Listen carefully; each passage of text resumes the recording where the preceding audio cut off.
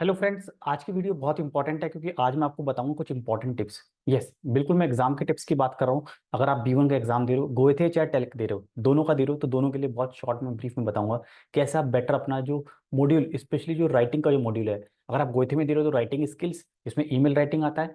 और अगर आप टेल्क में दे रहे हो तो स्प्राक बाउस्टाइन, बहुत इंपॉर्टेंट रोल होता है स्प्राक बाउस्टाइन का। वो कैसे आप स्कोर करोगे, अच्छे स्कोर करोगे, फुल मार्क्स भी ला सकते हो स्प्राक बाउस्टाइन में, क्योंकि MCQs होते हैं। फुल मार्क्स लाना बिल्कुल सरल है। तो दोनों ही देखेंगे बारी बारी से।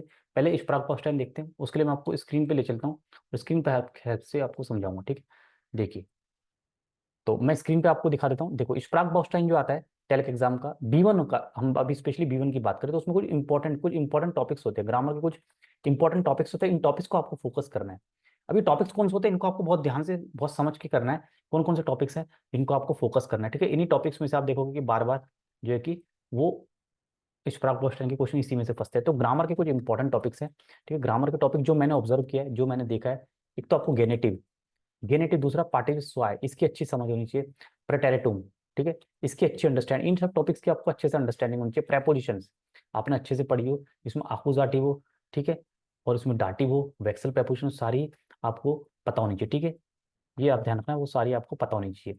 उसके अकॉर्डिंग आप देखोगे यहाँ पे स्प्राक बाउस्टर में इस तरह से आते हैं। हेल्पिंग वर्ब, प्रेपोजिशन, पार्टिसिपल स्वाय की बात करूँ तो हेल्पिंग वर्ब, ठीक है, हेल्पिंग वर्ब आपको पता होनी चाहिए। ठीक है, साथ में आपको ये पता होनी चाहिए कि परफेक्ट फॉर्म क्या होगी। ठीक है, पार्टिसिपल स्वाय फॉर्म क्या होगी। ठीक है, वो दोनों ही आपको पता होनी चाहिए। ठीक है, ध्यान रखना, हेल्पिंग वर्ब और पार्टिसिपल स्वाय दोनों ही आपको पता होनी चाहिए। उन दोनों का आप ध्यान रखना, क्योंकि कई बार हेल्पिंग वर्ब होती है तो पार्टिसिपल स्वाय मिसिंग होती है। दूसरा फिर कंजंक्शंस। कंजंक्शंस में आपको ये ध्यान रखना है कि नेबन जाट्स वाली कंजंक्शन कौन सी होती है। नेबन जाट्स की कंजंक्शन क्या होती है, मतलब जिसमें वर्ब लास्ट है। वर्ब लास्ट किस में जाता है, वर्ब लास्ट कौन कौन सी कंजंक्शन होती है, ये आपको बहुत ध्यान से रखना है। ठीक है, बहुत ध्यान से रखना है। वो आपको देखना है कि किस में वर्ब लास्ट में जाती है, जैसे कि वाइल में जाती है, ठीक है, वाइल में जाती है, दास में जाती है, वेन में जाती है।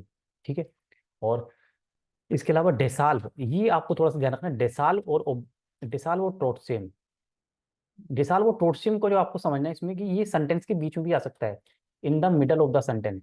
ठीक है, in the middle of the sentence भी आ सकता है। ठीक है, ये मैं कुछ आपको एग्जांपल के हेल्प से समझाऊंगा। ठीक है, एग्जांपल के हेल्प से बताऊंगा कि मिडल ऑफ द सेंटेंस कैसे आता है। तो आपको ये समझ आया, कंजंक्शन पे आपको फोकस करना है स्पेशली। ठीक है, जो कि नेबन जाट्स वाली है। ठीक है, नेबन जाट्स वाली है, वो आपको ध्यान रखना है। नेबन जाट्स वाली कंजंक्शन पे आपको ध्यान देना है कि नेबन जाट्स में क्या होता है, जैसे कि वर्ब लास्ट में होती है।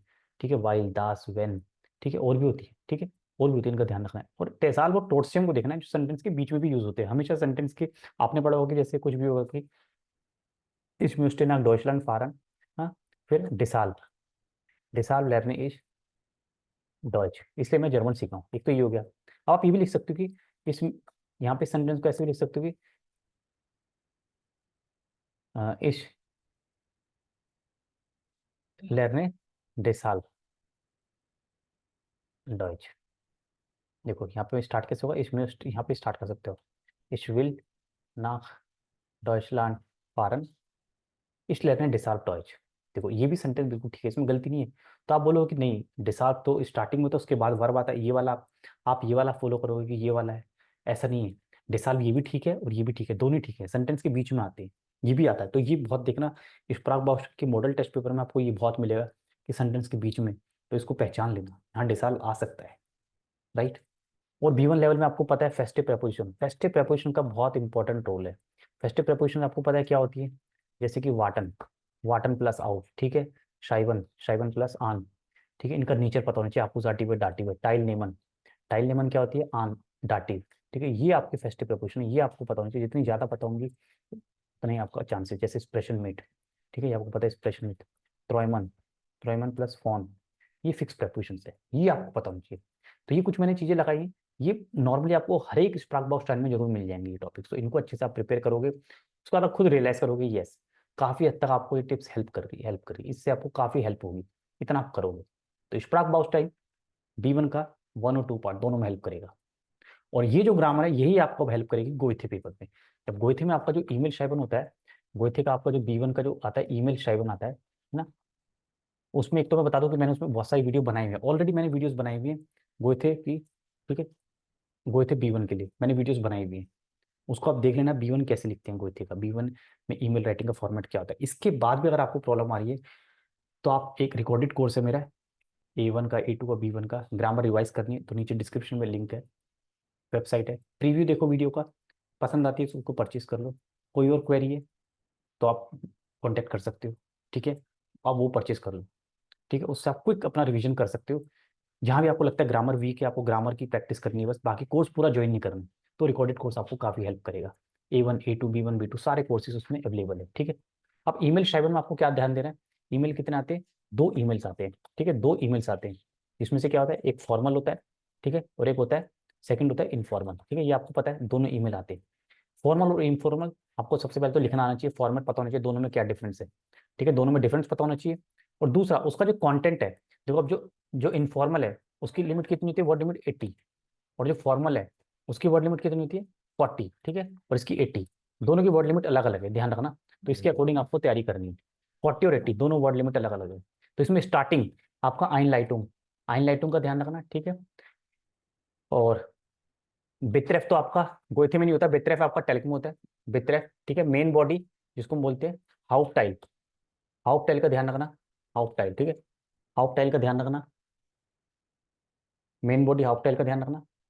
और श्लूस, श्लूस का आप ध्यान रखना, श्लूस एंडिंग, श्लूस जार्ट्स एंड कैसे करना है, ये चीज़ आपको ध्यान रखना है, ठीक है।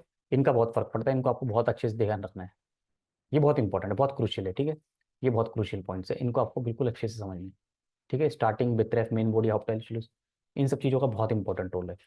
तो ईमेल में जब आप लिखोगे तो टू द पॉइंट आंसर दोगे, जैसे आपको 3 पॉइंट्स होते हैं, 3 क्वेश्चन, 3, ठीक है, 3 आपके पॉइंट्स हैं, वो कहीं पे आपके 2 पॉइंट्स हैं मेन, 1 और 2, तो इन दोनों ही पॉइंट्स को आपको एलेबोरेट करना है अपने आंसर में, दोनों को ही आपको एलेबोरेट करके अपने आंसर में लिखना है, तभी आपको मार्क्स मिलेंगे, और दोनों का टू द पॉइंट आंसर देना है हर एक पॉइंट पे, ठीक है।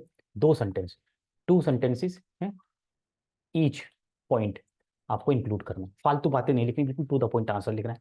और मेन आपको ग्रामर पे फोकस करना है, क्योंकि आपका पेपर पढ़ा जाएगा, एग्जामिनर अच्छे से पढ़ेगा, किसी भी तरह की कोई गलती मत करना, राइटिंग स्किल्स को अच्छे से इंप्रूव कर लेना, ये टिप आप देखो।